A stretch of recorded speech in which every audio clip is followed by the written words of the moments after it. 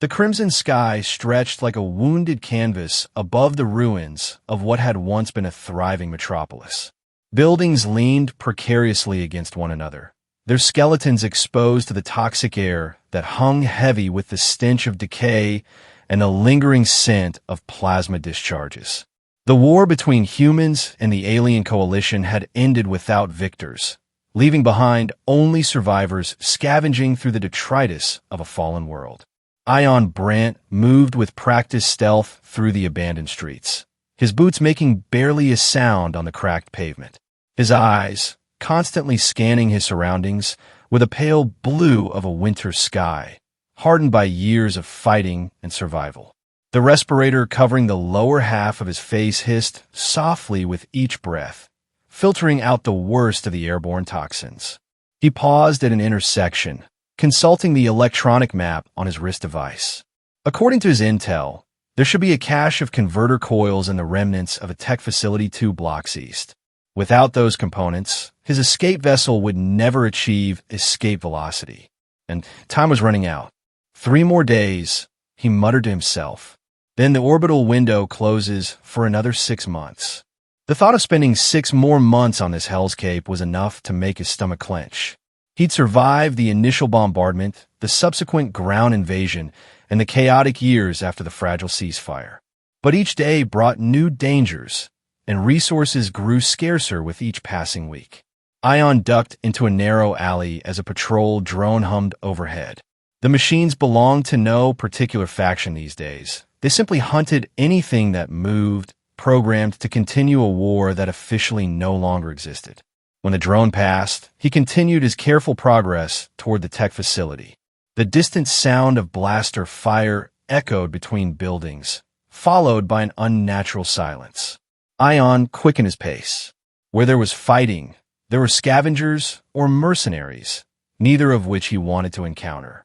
He was halfway down a dead-end street when he heard it.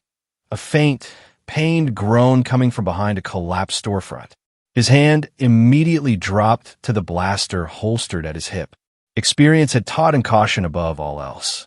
"Hello," he called softly, knowing it was probably unwise, but unable to ignore what could be another human in distress. The groan came again, weaker this time. Ion edged forward, weapon drawn, and peered into the shadowy recess.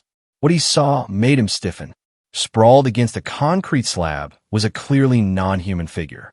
The pale lavender skin, visible through tears in a form-fitting combat suit, immediately identified the injured being as one of the Zetherians, a race known for their warrior ethos and uncompromising stance during the war. The alien's eyes snapped open, revealing vertical pupils within irises the color of molten gold. Despite being obviously injured, with purple blood seeping through a makeshift bandage at the side, the alien had a weapon trained directly at Ion's chest. "Stay back," the alien warned in accented but clear English. The voice was unmistakably feminine, strained with pain but unyielding. "One more step, and I'll vaporize your internal organs."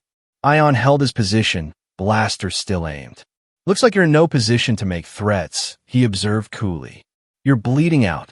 My condition is none of your concern, human," she spat, though the slight tremor in her hand betrayed her weakened state. Ion weighed his options. He could simply walk away. The war was technically over, but old hatreds ran deep. He owed nothing to this alien warrior.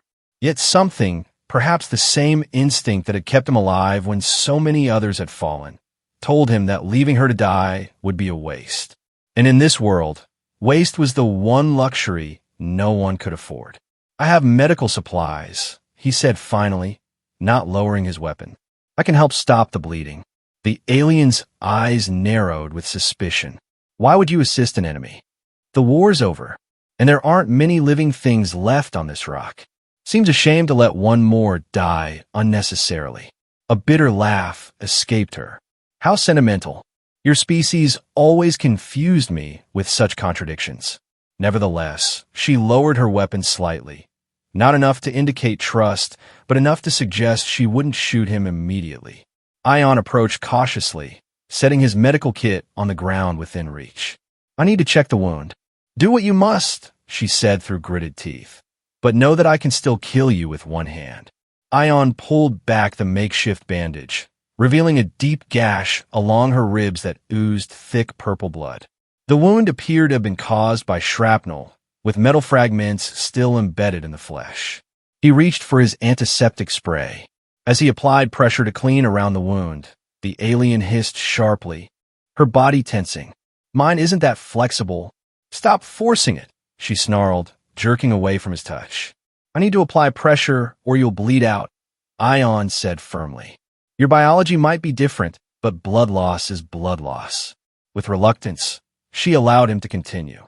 Ion worked methodically, removing the shrapnel fragments and applying a regenerative foam that would accelerate healing for most humanoid species.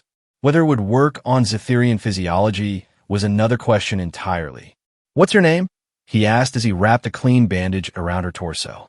After a long pause, she answered, Karina. Ion Brandt, he replied without looking up from his work. I didn't ask, she said coldly. When he finished, Ion assessed his handiwork with professional detachment. That should hold for now, but you need proper medical attention. There's a shelter about half a mile from here. I can help you get there. Karina attempted to stand on her own, but faltered, pain flashing across her features. Despite her obvious discomfort, she maintained her grip on her weapon. You're stubborn, Ion observed, but stubbornness won't get you far in your condition. And trust has gotten too many of my people killed, she retorted. Nevertheless, after another failed attempt to stand, she reluctantly allowed Ion to support her weight. He positioned himself beside her, one arm around her waist, careful to avoid the injured area.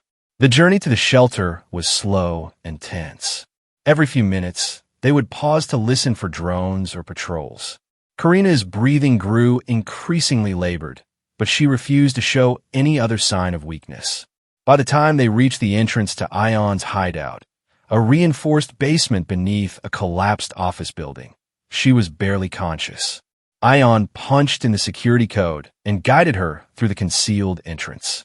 Inside, the space was sparse but functional. A generator hummed in one corner, powering minimal lighting and air filtration. A makeshift bed, a workbench covered with mechanical parts, and stockpiles of food and water completed the setup. He helped Karina onto the bed, noting how her eyes, though clouded with pain, still tracked his every movement. Even as she drifted into unconsciousness, her hand remained wrapped around her weapon.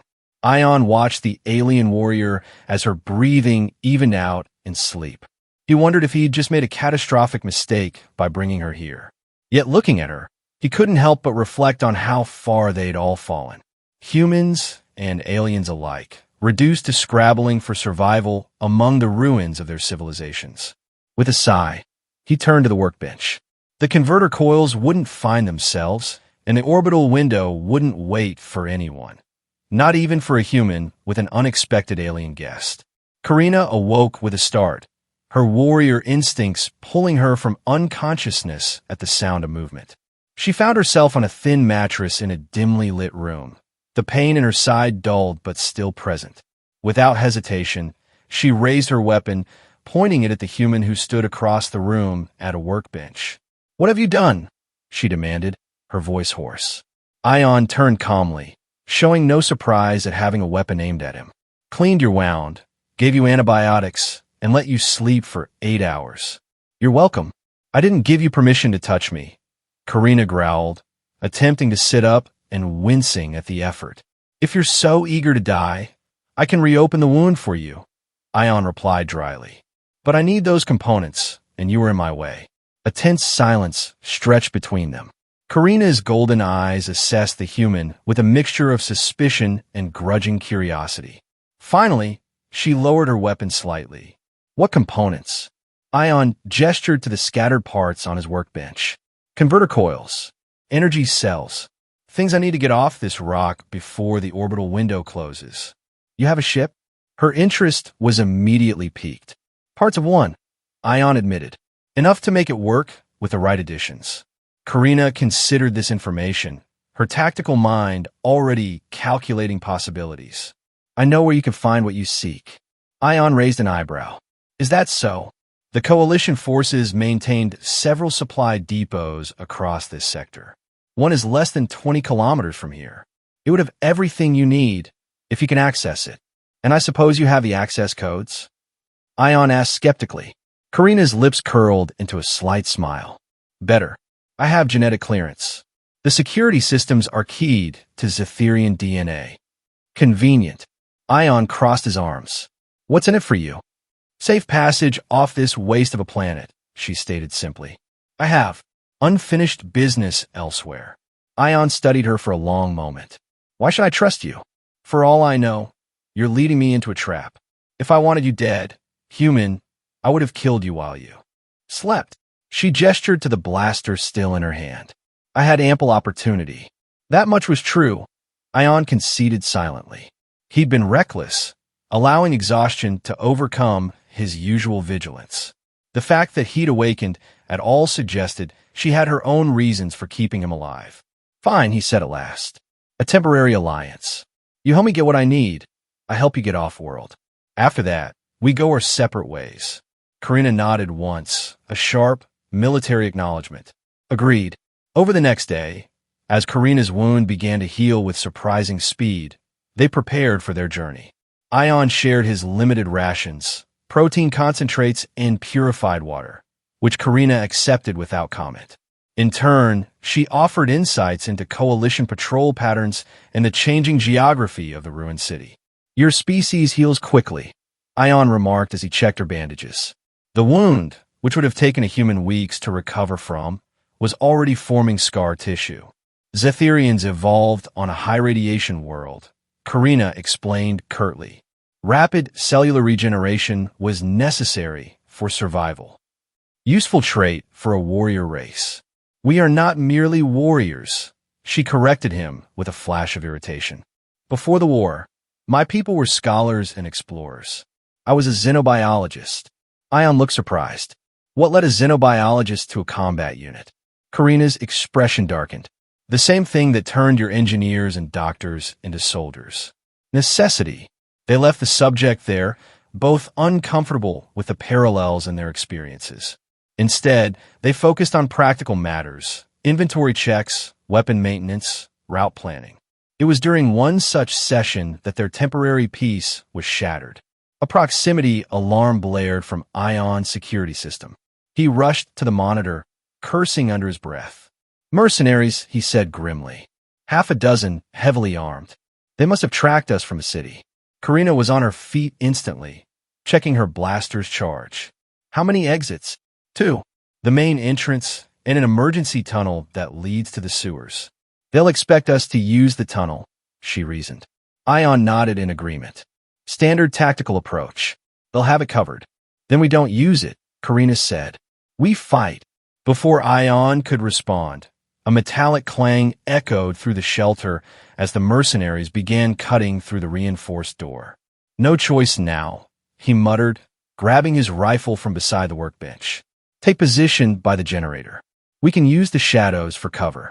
Karina moved silently to the designated spot, her warrior training evident in every efficient motion. Ion positioned himself behind a concrete pillar, rifle trained on the entrance. When the door finally gave way, the mercenaries rushed in with practiced coordination. The first one through the door took Ion's shot directly in the chest, falling backward into his companions. The momentary confusion gave Karina the opportunity to pick off 2 more with precise blaster fire. The remaining mercenaries scattered for cover, returning fire wildly. Energy bolts sizzled through the air, scorching the walls and equipment. Ion ducked as a shot nearly took his head off, then rolled to a new position, firing 3 rapid bursts as he moved. From the corner of his eye, he saw Karina execute a flawless combat maneuver, dropping to the floor to avoid enemy fire, then springing up to deliver a lethal shot to an opponent's exposed flank. The precision of her movements, even while still recovering from injury, was impressive. The firefight was intense but brief. When the last mercenary fell, silence descended on the shelter once more, broken only by the hum of the damaged generator and their heavy breathing. Ion emerged from cover, surveying the destruction with a grim expression. We can't stay here. They might have backup. Karina nodded, already gathering essential supplies. We should move toward the depot immediately. The sooner we get those components, the sooner we leave this death trap. As they prepared to abandon the shelter, their eyes met across the room. Something unspoken passed between them, a recognition that their fates were now irrevocably linked. Neither was alone anymore in the wasteland. Whether that was a blessing or a curse remained to be seen. Traveling across the devastated landscape required constant vigilance. Ion led the way, his knowledge of the terrain proving invaluable as they navigated through collapsed highways and the skeletal remains of once towering skyscrapers. The red sky cast an eerie glow over everything, making the world seem as though it were perpetually bathed in blood. What happened here? Karina asked as they paused to rest in the shadow of a toppled monument. This destruction exceeds anything my reconnaissance reports indicated. Ion took a swig from his canteen before answering. After the main forces withdrew, there were incidents. Rogue elements on both sides refused to accept the ceasefire. Some experimental weapons were deployed without authorization. Your people or mine? She questioned. Does it matter? Ion gestured to the desolation around them. The result is the same. A planet that can barely support life. Karina fell silent, her golden eyes surveying the wasteland with newfound gravity. After a moment, she said, "My mission was to destroy a strategic facility here, a weapons development center. Let me guess, the place where they were designing something to wipe out your kind once and for all?" "Just as my superiors were developing something similar for yours," she acknowledged. "My ship was shot down before I could complete the objective." Ion studied her face, recognizing the weight of unfinished duty in her expression. "And now I simply wish to return to what remains of my people," she said. "There has been enough destruction." They continued their journey, picking their way through hazardous terrain. A toxic rain began to fall, forcing them to take shelter in the hollow shell of what had once been a commercial center. The space was cramped, barely large enough for two, and they found themselves pressed together beneath a makeshift tarp as acid droplets pattered around them. "Your map indicates we're still 13 kilometers from the depot," Karina observed, studying Ion's wrist device. "At this pace, we'll need another full day. Assuming we don't run into more trouble," Ion added. "Your optimism is overwhelming," she remarked dryly. Despite the sarcasm, Ion noticed a slight softening in her demeanor. The rigid hostility that had defined their early interactions was gradually giving way to something resembling professional respect. He found himself watching her more than necessary. The graceful efficiency of her movements, the alert intelligence in her eyes. As the rain intensified, they were forced closer together. Ion became acutely aware of the alien, yet undeniably feminine form beside him. Karina's body radiated heat at a higher temperature than a human's, a biological detail he found strangely fascinating. "Your pulse has increased," Karina noted suddenly, breaking the silence. "Are you unwell?" Ion coughed awkwardly. "I'm fine. Just thinking about the components we need." "Your species is remarkably poor at deception," she said, though there was a hint of amusement in her voice. Before Ion could formulate a retort, a distant explosion rocked the ground beneath them. They both tensed, instinctively reaching for their weapons. "That came from the direction of the depot," Karina said, concern evident in her tone. "Could be anything. Unstable chemicals, territorial disputes between scavengers, or someone else with interest in coalition technology," she pointed out grimly. The rain eventually subsided, allowing them to continue their journey. As they approached the outskirts of what had once been an industrial zone, evidence of recent conflict became impossible to ignore. Fresh blast marks scarred the ruins, and the occasional body, human and alien alike, lay sprawled among the debris. "Professional work?" Ion murmured, examining a precisely placed shot that had taken down a heavily armored figure. "Military or ex-military?" The depot must still contain valuable resources if it attracts such attention, Karina observed. This complicates matters. They scouted the area cautiously, eventually finding a vantage point atop a partially collapsed factory building. From there, they could observe the Coalition depot, a squat, reinforced structure surrounded by automated defense systems. A group of armed individuals had established a perimeter around the facility, with sniper positions covering all apparent approaches. "I count 15, Ion said, lowering his binoculars. "Mixed human and non-human. Probably a mercenary unit. They lack the equipment to breach the security systems," Karina assessed. "Otherwise, they would already be inside. So they're waiting for someone who can," Ion concluded. "Someone like you."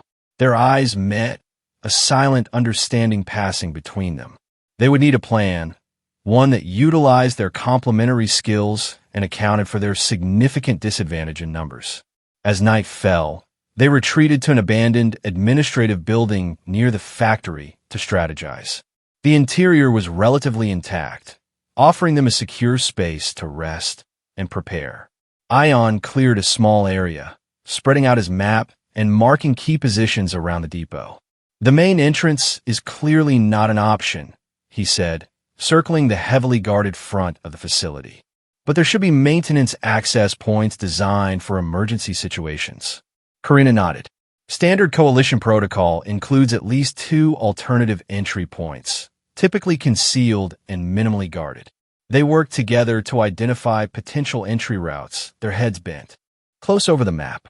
The proximity created an unexpected intimacy that neither acknowledged directly, but both were increasingly aware of. When they finally settled down to rest, the only suitable space was a small office with a single dusty couch. Ion insisted that Karina take it, given her recovering injury. "Your human concepts of chivalry are unnecessary," she protested. "I'm fully recovered." "It's not chivalry, it's tactical," Ion countered. "You need to be at full strength to access the depot systems." Reluctantly, she conceded the point and settled onto the couch. Ion positioned himself on the floor nearby, his back against the wall and his rifle across his lap. In the darkness, Karina's voice came unexpectedly. "Why did you help me?" "The truth this time." Ion considered the question carefully. "I've seen enough death," he said finally. "Maybe I wanted to save something for a change, instead of destroying it." A curious sentiment for a soldier. "I wasn't always a soldier," he admitted.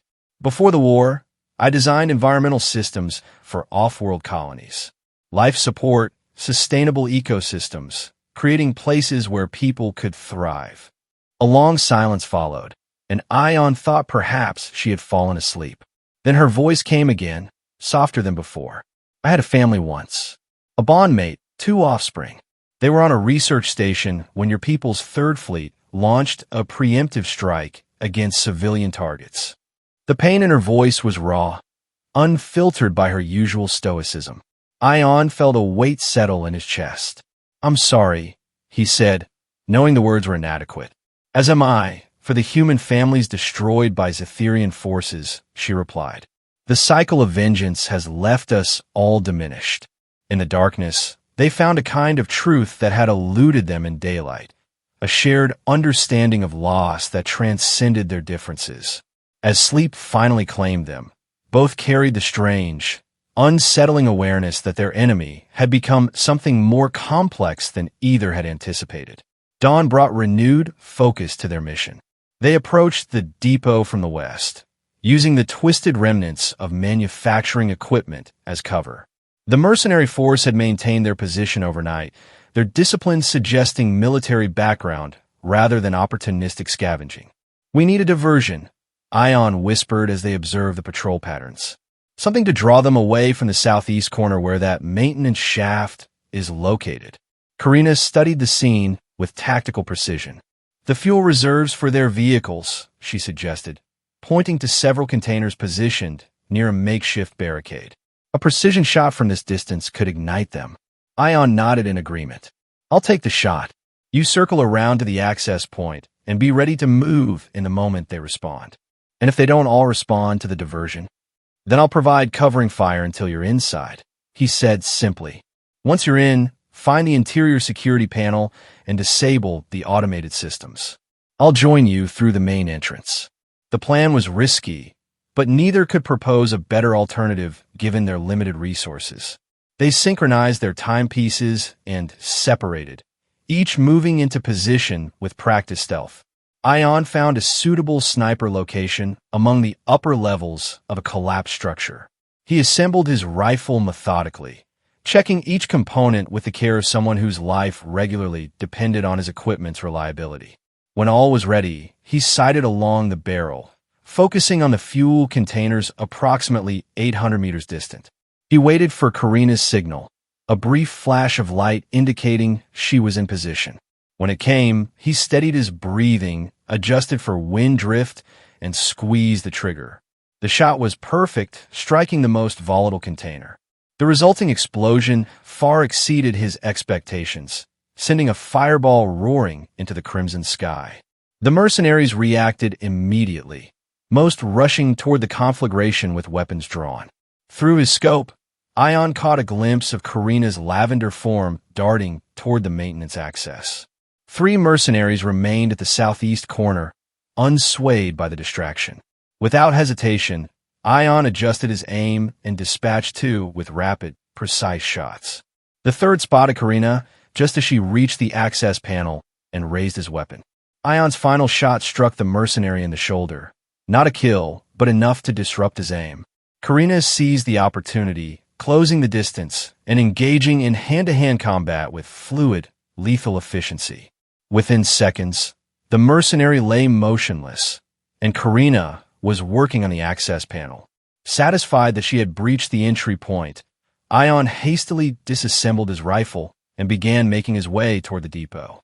The diversion had worked better than anticipated, with the fire spreading to nearby structures and creating chaos among the mercenary ranks. By the time they regained organization, he was already approaching the main entrance. Inside the facility, Karina navigated the sterile corridors with familiarity. The interior was remarkably preserved, protected from the devastation outside by its reinforced structure and independent life support systems.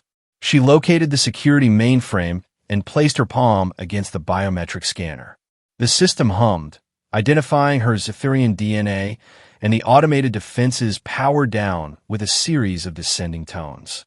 The main doors slid open, revealing Ion with his weapon raised. He lowered it upon seeing Karina, a look of relief briefly crossing his features. "Impressive timing," she commented. "The advantage of a good diversion," he replied. "Now let's find those components before our friends outside reorganize." They moved efficiently through the facility, Karina accessing secure areas with her genetic clearance, while Ion identified the equipment they needed. The depot contained a wealth of technology, weapons, medical supplies, communication devices, but they focused solely on the converter coils and energy cells necessary for Ion's escape vessel. "These should suffice," Ion said, carefully stowing several advanced coils in his pack. "With these, I can achieve the thrust-to-weight ratio needed for orbital escape." Karina, meanwhile, had discovered a cache of emergency transponders. "These can be modified to broadcast on coalition frequencies," she explained. "It could secure us passage on any Allied vessels still in the system." They worked quickly, aware that time was against them. The mercenaries would eventually regroup and attempt to breach the facility, genetic clearance or not. As they prepared to leave, an alarm suddenly blared throughout the complex. Karina rushed to a monitoring station, her fingers flying over the controls. "They've overridden the external security grid," she reported grimly. "They're cutting through the main entrance. How much time do we have?" "Minutes at most. We need another exit." Ion consulted the facility schematic displayed on a nearby terminal. There, he pointed to a maintenance shaft on the opposite side from their entry point. "It leads to a service tunnel that extends beyond their perimeter." They gathered their supplies and moved swiftly toward the exit route. As they reached a junction in the corridor, a tremendous explosion shook the facility, throwing them both against the wall. The lights flickered and emergency systems activated, bathing everything in a pulsing red glow. "They're using breaching charges," Ion shouted over the alarm. We need to move faster. They sprinted down the corridor, the sounds of gunfire and shouts growing louder behind them. The maintenance shaft was secured with another biometric lock, which Karina quickly bypassed. The narrow passage beyond was barely wide enough for them to navigate with their packs. As they crawled through the claustrophobic space, Ion couldn't help but notice how Karina winced occasionally, her hand instinctively going to her still healing side. "Your wound reopened," he observed. "I'm fine," she insisted, though her breathing was labored. "Stubborn as ever," he muttered, but increased his pace nonetheless. The shaft eventually opened into a wider service tunnel that sloped upward toward the surface. They could hear the distant sounds of pursuit, but had gained enough lead to proceed with caution rather than panic. After what seemed like an eternity, they emerged from the tunnel into the harsh daylight, finding themselves several hundred meters beyond the depot's perimeter. Without pausing to celebrate, they continued moving, putting as much distance as possible between themselves and the mercenaries. Only when they reached the relative safety of the ruined industrial zone did they slow their pace. Karina leaned against a concrete pillar, finally allowing herself to check her injury. The bandage was stained with fresh, purple blood. "Let me see," Ion said, setting down his pack. "It's nothing," she insisted. "A minor reopening." "Let me be the judge of that," he countered, already retrieving medical supplies. With reluctance, Karina allowed him to examine the wound. The regenerated tissue had partially torn, though the damage was indeed less severe than their initial encounter. As Ion applied a fresh regenerative foam, he inadvertently pressed too firmly against the sensitive area. Karina hissed sharply, jerking away.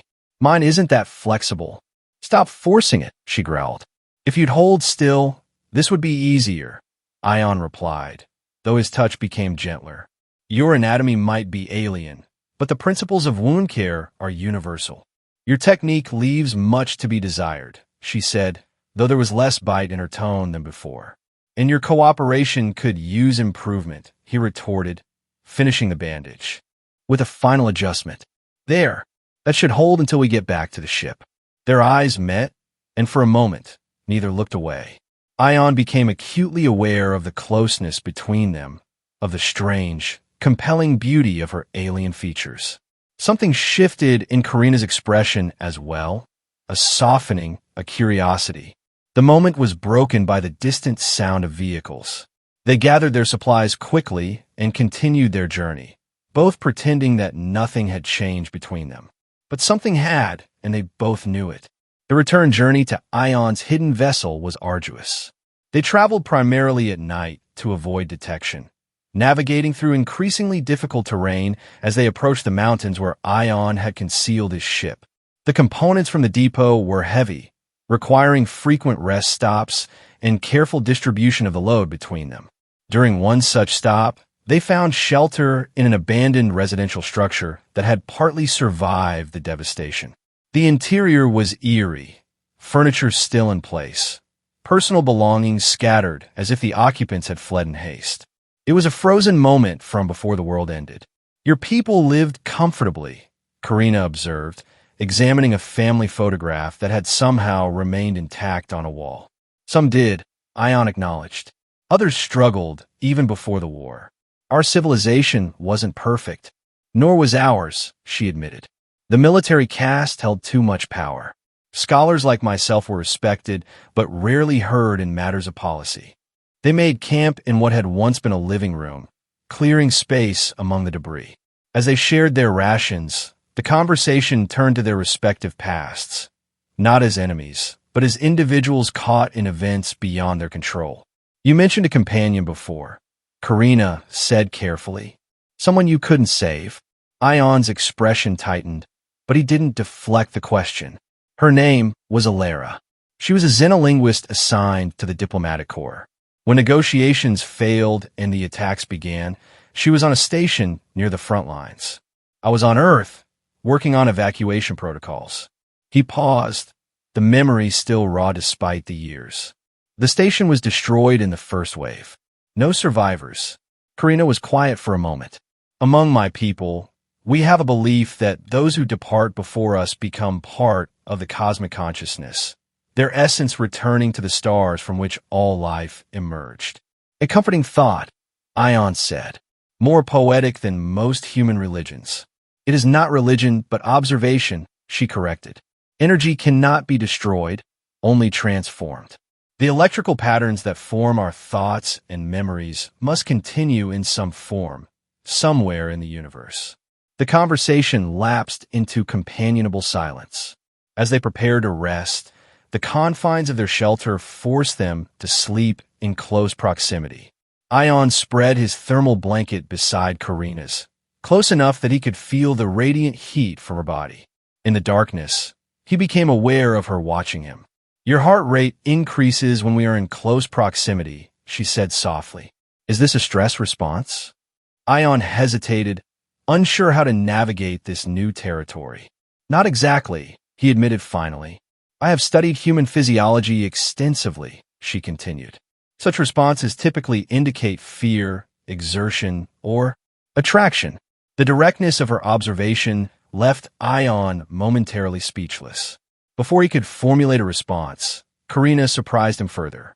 I find myself experiencing similar physiological anomalies in your presence, she confessed. It is disconcerting. Ion turned to face her, barely able to make out her features in the dim light. Disconcerting is one word for it, he agreed. There was a vulnerability in her expression that he hadn't seen before, an openness that transcended their different species and histories. Without conscious decision, Ion found himself moving closer, his hand hesitantly reaching out to touch her face. Karina didn't pull away. Instead, she leaned slightly into his touch, her golden eyes reflecting what little light filtered into their shelter. The moment stretched between them, charged with possibilities neither had anticipated when their paths first crossed. The sound of a drone passing overhead shattered the moment. They both tensed, instantly alert to the potential threat. Only when the mechanical whine faded into the distance did they relax. But the intimate connection had been broken. We should rest, Ion said practically. Tomorrow's trek will be demanding. Karina nodded, turning away to lie on her side. Indeed. Good night, Ion Brandt. Good night, Karina. Despite his exhaustion, sleep eluded Ion for hours. The ghost of the moment that had almost been played repeatedly in his mind, along with the unsettling realization that he was developing feelings for someone who, by all rational measures, should remain an enemy. Yet rationality seemed increasingly irrelevant in a world where survival itself was a daily miracle. They reached the foothills the following evening, the terrain becoming steeper and more challenging. Ion led them through a series of narrow passes, following landmarks only he recognized. Finally, they arrived at what appeared to be a solid rock face. Your ship is inside the mountain? Karina asked skeptically. Ion approached the seemingly impenetrable barrier and pressed a specific sequence of points. A section of the rock face shimmered and disappeared, revealing it to be a sophisticated holographic disguise. Beyond lay a natural cavern that had been modified to serve as a makeshift hangar. Within sat Ion's vessel, not a sleek military craft as Karina might have expected, but a cobbled-together amalgamation of various ship components. It was roughly cylindrical, with mismatched hull plates and obvious repair work throughout its structure. It's not pretty, Ion acknowledged, but it's space-worthy, or it will be once we install these components. Karina approached the ship, examining its construction with professional interest. Ingenious adaptations, she commented, running her hand along a section where Ion had integrated alien technology with human engineering. You've utilized Centaurian propulsion concepts alongside Terran navigation systems. I used what I could salvage, Ion explained, unable to hide a touch of pride at her assessment. The principle was simple. If it works, use it. They unloaded their precious cargo from the depot, and Ion immediately set to work integrating the converter coils into the ship's propulsion system. Karina assisted, her knowledge of coalition technology proving invaluable as they calibrated the delicate components. Hours passed as they worked in focused concentration, exchanging only essential communication. The shared task created a rhythm between them, a synchronized effort that required no unnecessary words. When Ion needed a tool, Karina seemed to anticipate the need, passing it before he asked. When a connection required 3 hands to complete, she was there, steadying a component while he made the final adjustments. Try the primary alignment now, Ion instructed as they approached a critical juncture in the installation. Karina adjusted the calibration parameters on a control panel. The coil hummed to life, emitting a soft blue glow that illuminated their faces in the dim cavern. Perfect, Ion murmured, watching the energy readouts stabilize. We might actually pull this off. A small smile crossed Karina's features, the first genuine smile Ion had seen from her. The expression transformed her face, softening the warrior's edge that had been her constant companion. As they continued working, a storm gathered outside, its approach heralded by distant thunder that reverberated through the cavern. The weather on this devastated planet had grown increasingly unpredictable, with acid rain and electrical storms that could last for days. We should seal the entrance, Ion suggested, glancing toward the camouflaged opening. These storms can get nasty. Karina nodded in agreement, moving to the control panel that operated the security systems. As she activated the seal, a blinding flash of lightning illuminated the entire cavern, followed by a tremendous crash of thunder. The lights flickered momentarily as the storm interfered with their power systems. The auxiliary generator should kick in if the main power fails, Ion assured her, though his expression betrayed concern. But we'd better accelerate our work. If the storm grounds us for too long, we'll miss our launch window. They redoubled their efforts, working well into the night as the storm raged outside. The confined space of the ship's engine compartment forced them into close proximity, their bodies occasionally brushing against each other as they maneuvered around the complex machinery. During one such moment, Karina's hand accidentally slipped while attempting to secure a connection, causing a small electrical discharge. She jerked back, bumping forcefully into Ion. Mine isn't that flexible. Stop forcing it, she hissed in pain as the movement aggravated her healing wound. Sorry, Ion said reflexively, steadying her with a hand on her arm. Are you all right? I'm fine, she insisted, though the tightness around her eyes suggested otherwise. The connection is misaligned. Your design requires adjustment. If you'd follow the procedure I outlined, Ion began, but stopped himself, recognizing the defensiveness in his own voice. After a deep breath, he continued more calmly. Let me show you a different approach. He positioned himself beside her, guiding her hands through the correct sequence. The closeness was overwhelming, her scent, alien yet inexplicably appealing, the heat of her body against his, the surprising softness of her skin were their hands. Connected, Karina went very still, her attention clearly no longer on the machinery before them. She turned her head slightly, bringing their faces mere inches apart. This collaboration has proven more effective than I anticipated, she said quietly. In more ways than one, Ion agreed, his voice equally low. The tension between them was palpable, charged with something that transcended their physical differences.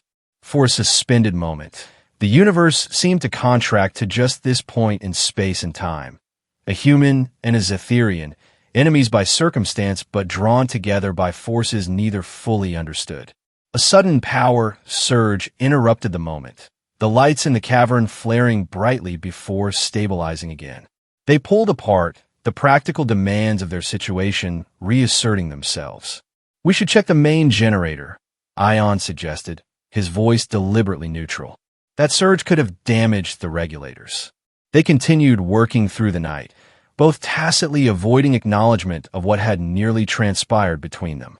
By dawn, the storm had abated somewhat, though occasional thunder still rolled across the mountains. Their efforts had produced tangible results. The propulsion system was now fully integrated, the energy cells installed and charged to capacity. The ship was nearly ready for its escape attempt. As they took a brief rest, sharing the last of their rations, Karina seemed lost in thought, her golden eyes distant. What will you do if we succeed? Ion asked, breaking the contemplative silence. Where will you go? She considered the question carefully before answering. There's a Zetherian outpost in the Proxima system. If it still stands, I will rejoin my people there. A pause. And you? Earth, if it's still habitable, Ion replied. Otherwise, one of the colony worlds. Anywhere with blue skies and clean water. Another silence fell between them, heavy with unspoken thoughts. You could come with me, Karina said suddenly, surprising them both with the suggestion. Your engineering skills would be valued among my people, especially now when resources are scarce. Ion looked at her, searching her expression for the motivation behind the unexpected offer. Would a human be welcome among Zetherians after everything that's happened? Not all humans, she admitted. But you might be.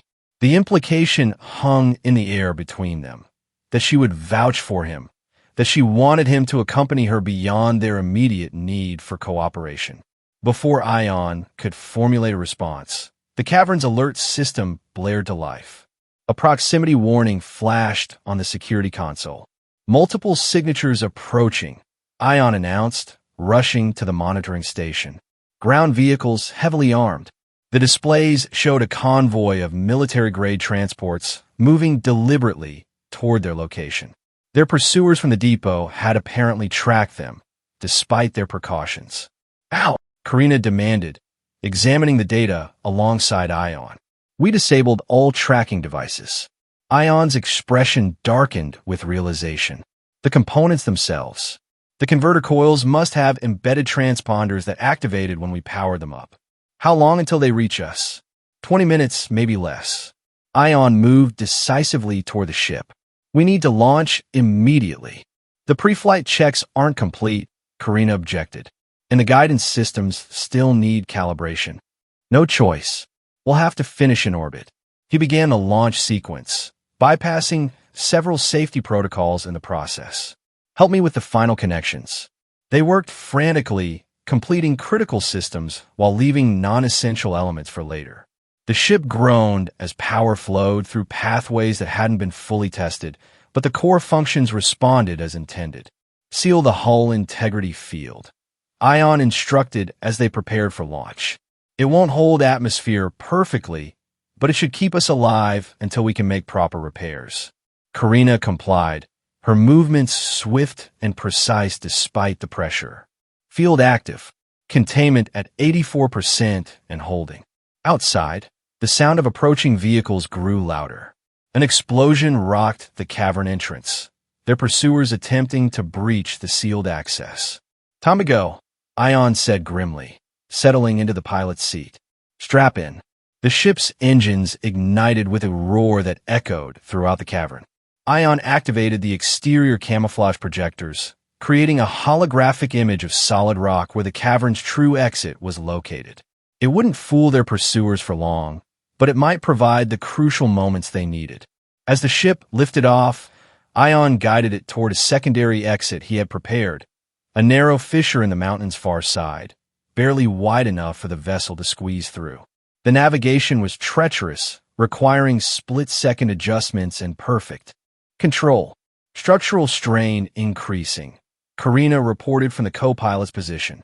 Hull integrity at 79%. Just a little more, Ion muttered, focused entirely on threading the vessel through the tight passage. With a final scrape against stone, they broke free of the mountain and soared into the crimson sky. Behind them, explosions blossomed as their pursuers fired blindly into the mountain, unable to track their actual exit point. Ion pushed the engines to maximum acceleration, driving the ship upward through the toxic atmosphere. The vessel shuddered under the strain, warning indicators flashing across the control panels. Converter coil temperatures exceeding safety parameters, Karina announced, her voice calm despite the danger. Recommend reducing thrust by 20%. Can't, Ion replied tersely. We need to clear the atmosphere before they bring in air support. The ship continued its brutal ascent, the planet's poisoned surface receding beneath them as they climbed toward the stars. The hull creaked ominously as atmospheric pressure battled against their velocity. Just as it seemed the ship might tear itself apart, They broke through the upper atmosphere into the relative calm of orbital space. The violent shaking subsided, replaced by the gentle hum of engines operating in vacuum. Ion exhaled slowly, allowing himself a moment of relief. We made it. For now. Karina was already at the sensor station, scanning for pursuit. No immediate threats detected in orbit. Our exit trajectory appears to have confused their tracking systems. They set about stabilizing the ship's systems, repairing damage from the hasty launch, and plotting a course that would take them safely out of the planet's gravity well. Working side by side in the confined cockpit, they fell into a natural rhythm, anticipating each other's needs and movements. As the immediate crisis passed, Ion became aware of a strange sensation, a lightness that went beyond the reduced gravity of orbit. For the first time in years, he was leaving this hellish world behind. The impossible was becoming reality. He glanced at Karina, finding her already watching him with an unreadable expression. "We did it," he said simply. "We did," she agreed. Something in her tone suggested she was referring to more than just their escape. Ion checked their trajectory, confirming they were on course for the jump point that would allow them to access the interstellar transit network. 6 hours until we reached the jump coordinates. After that, he left the sentence unfinished, the future suddenly wide open in a way it hadn't been for so long. After that, we must decide our path. Karina completed the thought. She hesitated, then added, both individually and perhaps otherwise. The implication was clear. Their partnership had evolved into something neither had anticipated, something that posed questions neither was fully prepared to answer. Before Ion could respond, a proximity alarm blared through the cockpit. A large vessel had appeared on their sensors, moving rapidly to intercept their position. Coalition cruiser, Karina identified, studying the signature.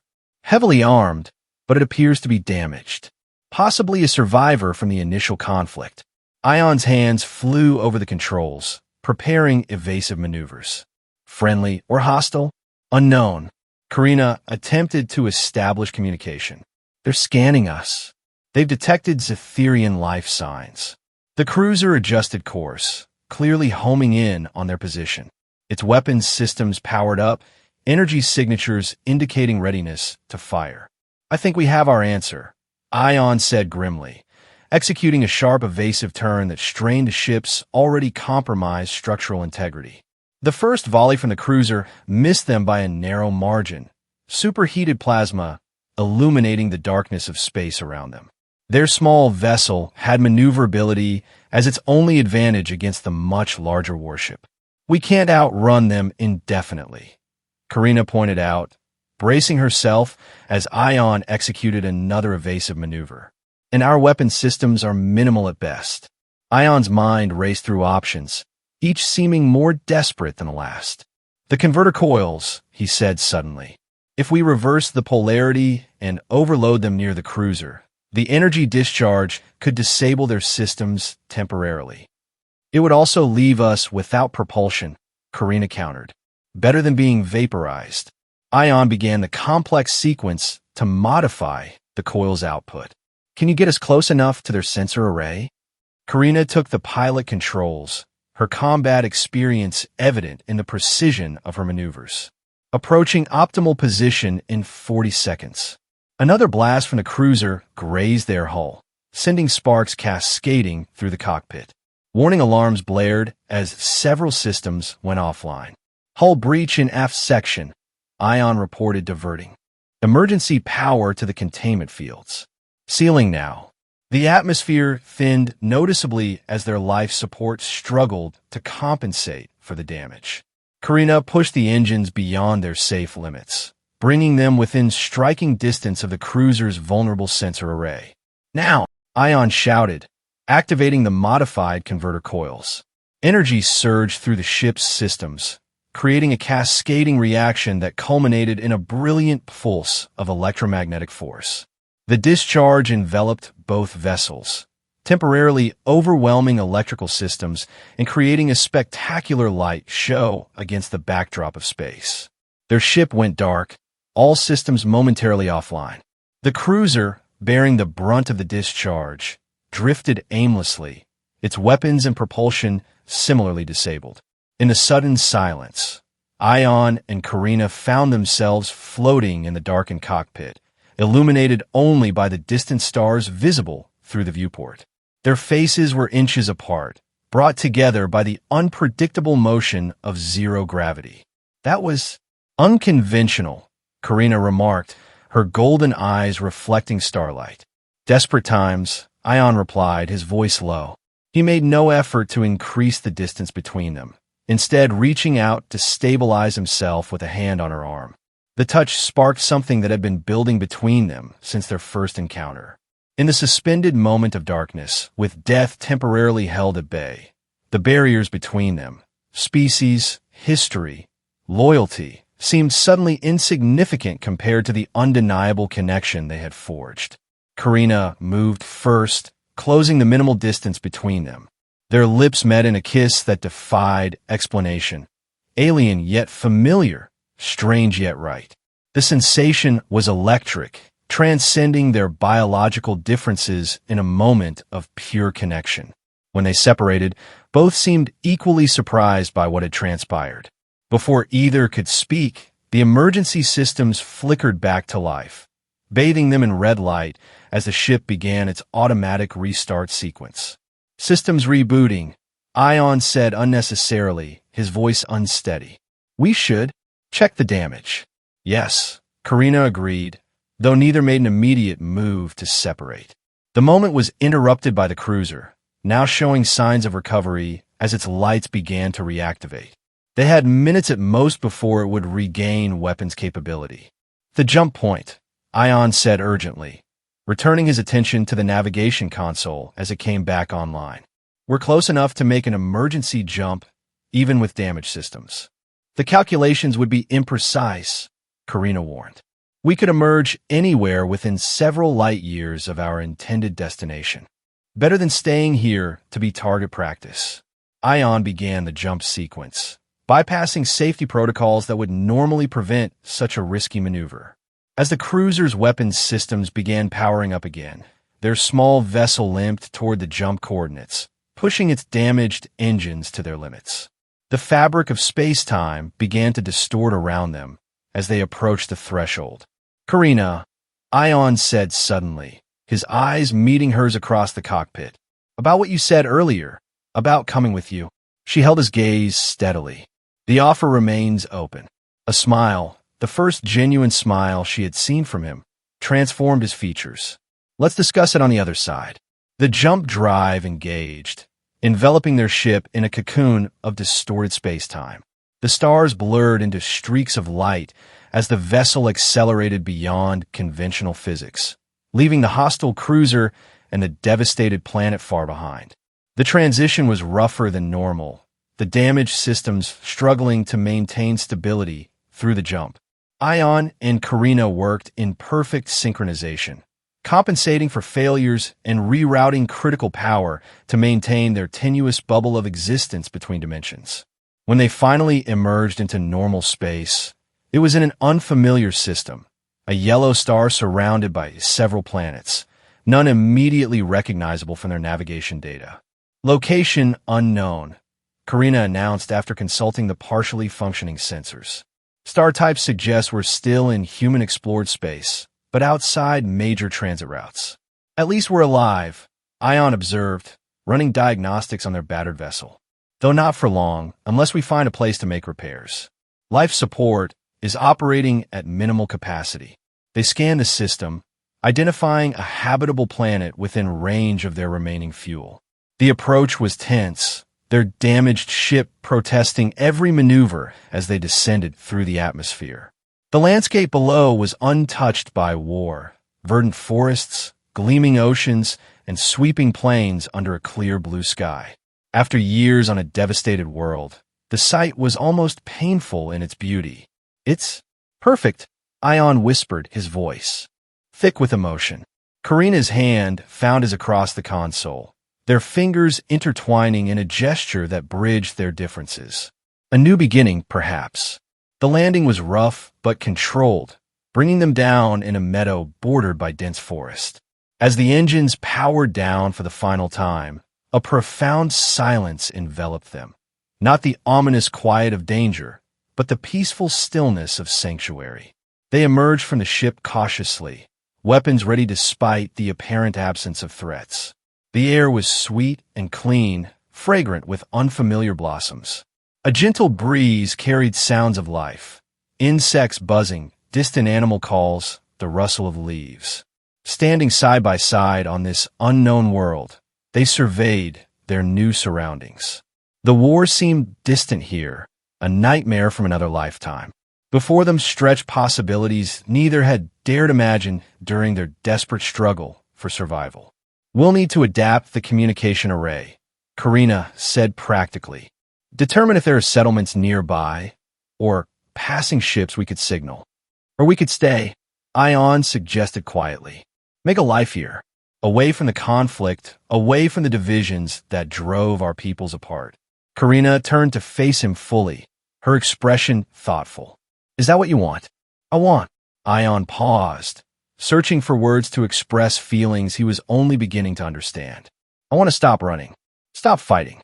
I want to build something instead of just surviving." "And you would build it with me?" she asked, the question direct in his Etherean way that had initially struck him as abrupt, but now seemed refreshingly honest. In answer, Ion reached for her, drawing her into an embrace that felt both alien and natural. "I can't think of anyone I'd rather face an unknown future with." Karina relaxed against him, her body fitting against his in a way that defied their different origins. "Then we will face it together," she said simply. As the alien sun began its descent toward the horizon, casting golden light across the untouched landscape, they stood united, not as human and Zetherian, not as former enemies, but as two beings who had found in each other something worth preserving amid the ruins of war. "We should establish shelter before nightfall," Karina suggested practically, though she made no immediate move to leave his embrace. Ion smiled, recognizing the blend of warrior pragmatism and newfound vulnerability that he had come to admire in her. "Always thinking ahead."